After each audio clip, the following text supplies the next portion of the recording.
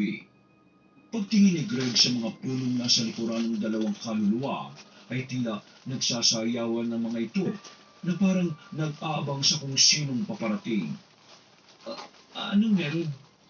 Ang mga tuyong dahon sa lupa ay animoy winalis ng hangin.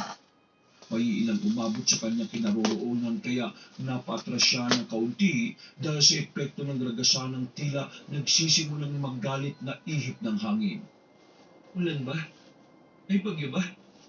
Mas kumapal ang dilim na bumabalot sa paligid at sa isang iglap ay parang nagtago ang mga bituin at buwan sa kaulapan.